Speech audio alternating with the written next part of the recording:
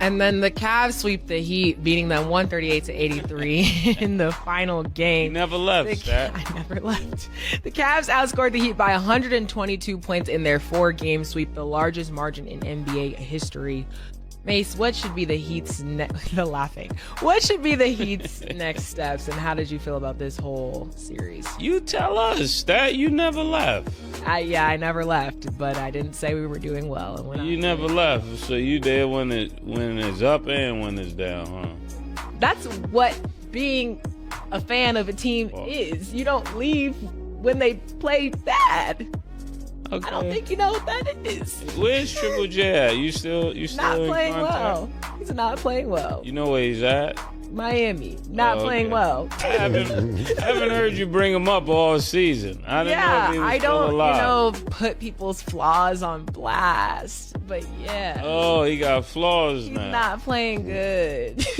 Okay, now let's back to the story. Yeah. They get swept by the Cavs, 55. Let's just say 60. This is totally embarrassing to the great Pat Riley. I almost said the late great. Pat is not dead. Pat, they're playing with your name, Pat. You gotta get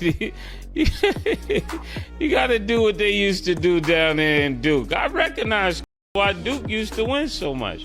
Why is that? They picked the that go with their system. That's what Pat Riley been trying to tell us the whole time. I gotta pick players that go with my system. And every year they would pick the same kind of players and get the same wins because my system worked. I just gotta get the right players. So I feel for Pat Riley. Pause right now. Supposed you gotta get this together.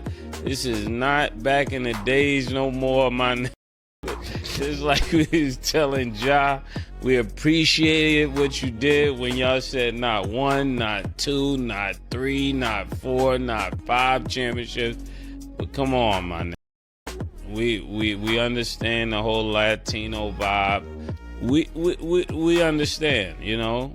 But you got to get some wins. Y'all got to turn this around right now. I know they got Tyler Hero at the helm. But I'm next year gonna tell me if Tyler Hero needs to stay at the helm. It's time to really produce, man. And that's what I feel.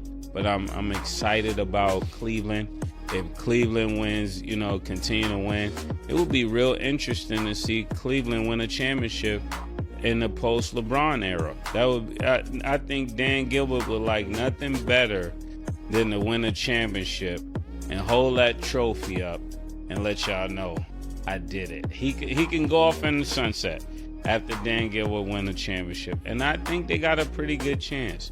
They got a pretty good chance, especially going up against Boston the way I see Boston playing against Orlando. They don't look as invincible as I thought they were. Look like Cleveland ain't no fluke. Was talking all that. Well, it's the regular season. It's the regular season. They look good in the first round. Spanked them. Ain't really too much to talk about. We should really ask that what Miami's going to do in the future, to be totally honest with you. That's what this is more about. Bam sitting there with his face covered up. They showing Pat Riley over there ice grilling. Lonzo Mourning always act like he wanted the Zips, wanted the Mafia when he next to Pat Riley and all that shit. Look, they looked upset. You know, what's that thing always talking about? Heat culture. See, I smacked about 55. Y'all down 60.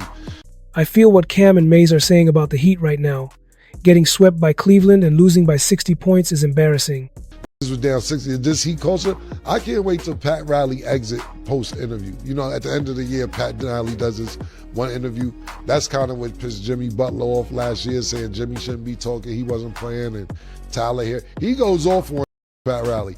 I can't wait to see his exit speech or interviews at the end of the season, man, because 60 points, down 60 is a problem.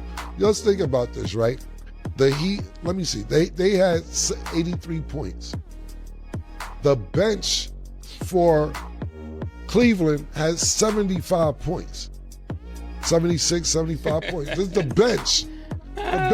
Cleveland's bench scored more than they starters. Cleveland bench has 73 points, I believe, and Cleveland starters has 65 points. When you got a bench to score at 73 points, the bench, That's a deep team, pause. If your starters score, don't get me wrong, of course the starters didn't play, because this game was over from the beginning. They was down 40 points in the second quarter. Second quarter, the was over from the very jump. So of course, so the game started, at the end of the first quarter, the Mavs was down 32 points. I think they had 12 points at the end of the first quarter, matter of fact. Well, it ended up being 17 points. I remember it was 12 points when I was looking. But at the end of the day, and like I said, we know that the bench score played more than the starters, but 73 points from your bench, and the Heat had 83 points. Bravo. Bravo to the Cleveland bench, man. They looking good. We'll see what happens next round, whoever they play. You can't just have talent. Yeah. Oh, yeah, Stat. I remember 1988, right? This is when the Heat first started. They never lost like by 60 back then. Why are they losing like this now? Clearly we're not in a good place right now. Jimmy Butler won it out expeditiously. Sucks seeing him play for the Warriors. He's talking about he got his joy back. Tyler Hero scored 4 points. Like, nobody's performing well. There is no energy. I mean, I know from the jump we were going against one of the best teams in the East in general. So at that point, people didn't really have a lot of faith in us either. But then when I seen us get to the playoffs, I was like, okay, we got a little something going on. And then it was just downhill from there. So my joy was snatched too. So at this point, all I can do is wait for next season. And they talking about maybe KD to the Heat. I'll take that over what we got right now. KD, I don't want to go to the Heat. No, he should. He should. We need something, because I don't know. Do not bring Pat, look at me, Pat. Do not bring KD down to the Heat unless you're just gonna remodel that whole team. Don't bring KD down there. And let's stop playing games like KD 24. We got a few good years left with KD, and I'm not rushing him out. KD may play till he's 60, I don't know. But we know he's 35, 36 years old. Let's not wasting KD time and get him with the right team that's going to contend. The discussion revolves around Miami crushing playoff loss to the Cleveland Cavaliers, who swept them in 4 games, culminating in a 138-83 blowout in the final match and a staggering 122-point series margin, one of the largest in NBA history. The hosts, Cam and Mase, dissect the team's shortcomings, highlighting the underperformance of key players such as Tyler, whose contributions were minimal, and the absence of Jimmy Butler, who has since moved on, leaving a leadership vacuum. They also point out the imbalance between the Heat starters and Cleveland's bench, noting that Cleveland's bench alone nearly outscored Miami's entire team, illustrating the depth and dominance of the Cavs. Pat Riley, the team's architect, is repeatedly referenced, with the hosts questioning whether the current roster aligns with his long-standing system and whether the revered Heat culture of discipline, grit, and winning mentality still exists, as the team's lack of energy, cohesion, and execution suggests it may have eroded. Cam and Mase also speculate on the broader NBA landscape, discussing Cleveland's potential to succeed in the post-LeBron era and debating the implications of high-profile players like Kevin Durant moving teams, though they emphasize that Miami's immediate issue is internal.